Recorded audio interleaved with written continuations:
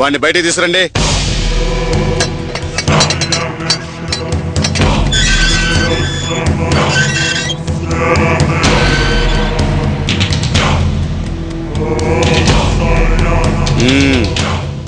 Coffee tea ఏమన్నా తాగుతావా?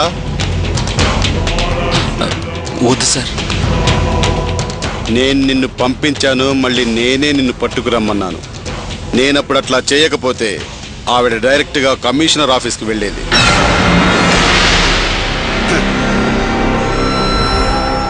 అలా జరిగితే మళ్ళీ జన్మలో నువ్వు బయటికి రా.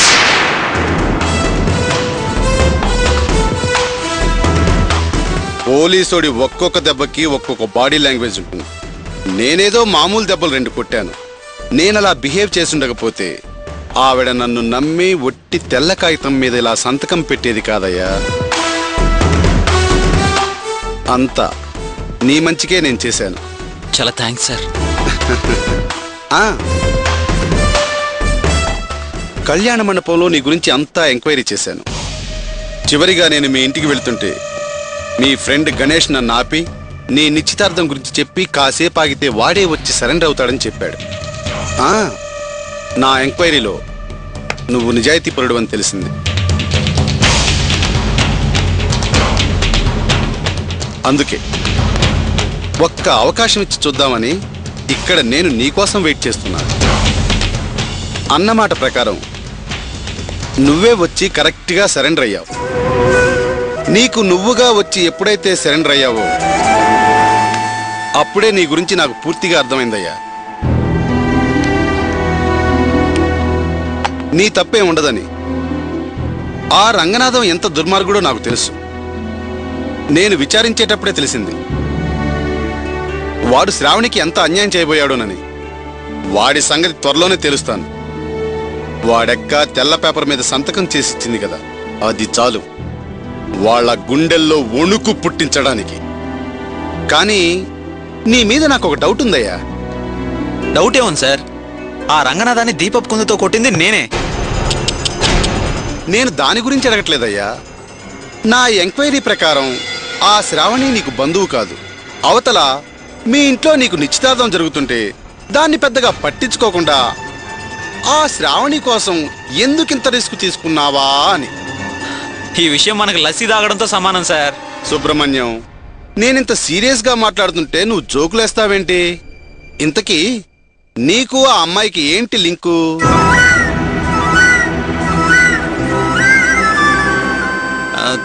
తను మా చెల్లెలు ఫ్రెండ్ సార్. నమస్తే సార్. ఓ లాయర్ గారా, రండి రండి రండి రండి, కూర్చోండి. Thank you sir. ఎలా ఉన్నారు? బాగున్నాను సార్. నమస్తే సార్. మీ ఫ్రెండ్ నేనేం కొట్టలేదయ్యా, పెద్ద కేసేం పెట్టలేదు. ఏదో ఒక చిన్న కేసు ఫిలప్ చేసి నేను చూసుకుంటాను కదా. ఏంటి సార్, ఆ రంగనాథం మామూలు మనిషి అనుకుంటున్నారా? ఏ సెక్షన్ కింద కేసు విచారించకుండా వదిలేస్తారా? విచారిస్తాడు. ఎందుకు విచారించడు? ఆయన ఉన్న మంచోడా? డబ్బుందన్న అహంకారంతో ఓ చిన్నపిల్లని ఎన్నో ఇబ్బందులు పెట్టాడు.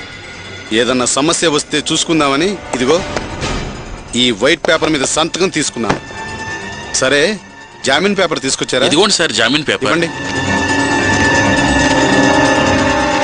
ప్రాబ్లం వస్తే నేను చూసుకుంటాను. Okay sir. కానిస్టేబుల్ సార్, వీళ్ళ దగ్గర సంతకాలు తీసుకోండి. సార్, ఈ కేసులో సిఐ గారికి సంబంధం ఉంది. మీ పార్టీకి మీరు వదిలేస్తే ఆయనకేం సమాధానం చెప్పమంటారు? అబ్బా, ఆ సారు చేసిన పాపానికి ఈ సారు పుణ్యం జమ చేశాడని చెప్పు. ప్రపంచమేమి తల్లకిందులు కాదులే గాని ముందు వీళ్ళ దగ్గర సంతకాలు తీసుకో. వెళ్ళండి sir. Thank you sir. Subrahmanyam, నేను నిన్ను ఒకటి అడుగుతాను, సమాధానం చెప్పు. అడగండి సార్, మీరు ఏం అడిగినా సమాధానం చెప్తాను. నీకు ఆ అమ్మాయికి ఏంటయ్యా అర్థం కానట్టు ఆ చూపు? ఆ అమ్మాయిని లవ్ చేస్తున్నావా? సార్, అంతా తెలిసి మళ్ళీ అడుగుతున్నారు. నాకు వేరే అమ్మాయితో నిశ్చితార్థం అయింది సార్. అందుకేనయ్యా అడిగేది. నీకు ఆ అమ్మాయికి లింక్ ఏంటా అని అడిగితే నా వంక సూటిగా చూడకుండా తలదించుకొని నా చెల్లెల ఫ్రెండు అని సింపుల్గా చెప్పావు. అప్పుడే అర్థమైంది నువ్వు అబద్ధం చెప్తున్నావని. నేను చెప్పేది విను సుబ్రహ్మణ్యం. మనసులో ఒకళ్ళని పెట్టుకొని మరొకరిని పెళ్లి చేసుకో. దానివల్ల నీకే కాదు, నిన్ను పెళ్లి చేసుకోబోయే అమ్మాయికి కూడా మంచిది కాదు. అనుభవంతో చెప్తున్నాను, అర్థం చేసుకో. పోలీస్ డ్యూటీలో ఉన్న రిస్క్ కన్నా నువ్వు ఆ అమ్మాయి కోసం ఎక్కువ రిస్క్ తీసుకున్నావు. అందుకే అడుగుతున్నాను. సరే, ఇట్స్ ఓకేనయ్యా, వదిలే. నీకు అలాంటి ఉద్దేశం లేకపోతే సంతోషమే. కానీ నాకేదో నచ్చ చెప్పి నువ్వు బాధల్లో కూరుకుపోకే. మనసారా ఇష్టపడే వాళ్ళని నువ్వు ఒకటి చేస్తున్నావు. అలాంటి నువ్వు నీ జీవితాన్ని నాశనం చేసుకోకయ్యా. అలాంటిదేం లేదు సార్. సార్, మీరు నా కోసం ఇంత రిస్క్ తీసుకుని చాలా హెల్ప్ చేశారు. మీ మేలు ఎప్పటికీ మర్చిపోలేను. చాలా థ్యాంక్స్ సార్. వస్తాను. ఓకే, వెళ్ళు. వాటిక మెరుగైన కొబ్బరి నూనె. సార్, చాలా thanks sir. Okay sir. Ganesh, నేను వెళ్ళొస్తాను. రే గణేష్, నువ్వు నేరుగా శ్రావణి వాళ్ళ ఇంటికెళ్ళి మండపంలో జరిగిన విషయం ఎవరికీ చెప్పొద్దని చెప్పు. ఎందుకురా? రే, రంగనాథాన్ని నేను కొట్టాను, సరెండర్ అయ్యాను. కేసు నా మీద ఉంది, అది మనం డీల్ చేసుకుందాం. శ్రావణి పేరు ఎట్టి పరిస్థితుల్లోనూ ఈ కేసు విషయంలో బయటికి రాకూడదు. నువ్వు ముందు తొందరగా వెళ్ళి శ్రావణికి ఈ విషయం చెప్పు. నువ్వు కూడా నాతో రారా? వద్దురా, నాకు అక్కడికి రావాలంటే అదోలా ఉంది. అంతేకాదు, నా నిస్తార్థం అవగా నేను నేరుగా పోలీస్ స్టేషన్కి వచ్చాను. అమ్మాయి కోపంగా ఉంటుంది. ముందెళ్ళి అమ్మను కూల్ చేయాలి. నేను ఎలా ఒక్కడే వెళ్ళను రా? వాళ్ళ నానేమని అంటాడని భయపడుతున్నావా? ఆయన ఇది వరకులా లేడురా. వాళ్ళ ఫోన్ నెంబర్ ఉంటే నేను డైరెక్ట్గా చేసి మాట్లాడేవాడిని. కానీ లేదు. అందుకే ఈ విషయం బయటికి పోక ముందు నువ్వు వెళ్ళి చెప్పు. సరేరా, నేను వెళ్ళి వాళ్ళని కలిసి నువ్వు చెప్పిన విషయం చెప్తాను. అన్నట్టు వాళ్ళ దగ్గర నెంబర్ ఏమైనా తీసుకో. వద్దు, అది అయిపోయిన విషయం. వాళ్ళ నెంబర్ తెక మనకు పని లేదు. సరేరా, మరి నేను ఇక బయలుదేరుతాను. ఓకేరా, బాయ్. బాయ్.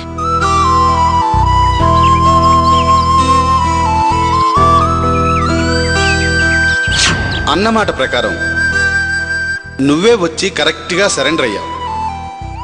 నీకు నువ్వుగా వచ్చి ఎప్పుడైతే సరెండర్ అయ్యావో అప్పుడే నీ గురించి నాకు పూర్తిగా అర్థమైందయ్యా. నీ తప్పే ఉండదని.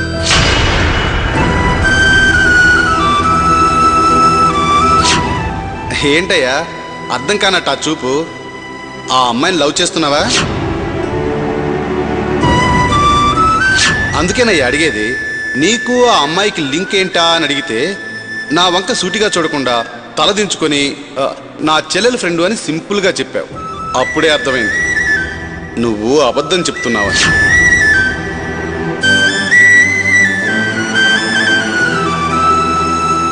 మనసులో ఒకళ్ళని పెట్టుకొని మరొకరిని పెళ్లి చేసుకో.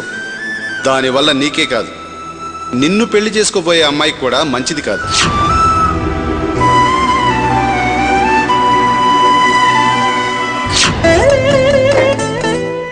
ఒరే రామ్మూర్తి, నువ్వెందుకురా తలదించుకుని కూర్చోవడం? ఎప్పుడైతే నువ్వు గొంతెత్తి శ్రావణి నా కూతురు అన్నావో అప్పుడే నువ్వు గొప్పగా ఎదిగిపోయిన వాడివయ్యావురా. అలా ఎత్తిన తల దించాల్సిన పని లేదురా. దర్పంగా రొమ్ము విరుచుకొని తిరగొచ్చురా. ఇటు చూడయ్యా, ఇటు చూడయ్యా.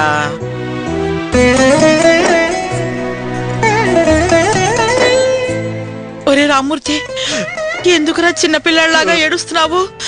ఊరుకో అయ్యా, ఊరుకో.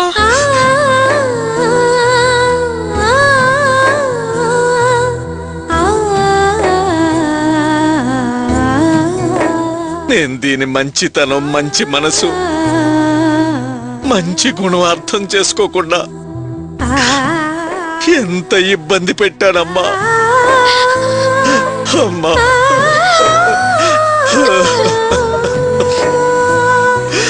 అయ్యో అయ్యో.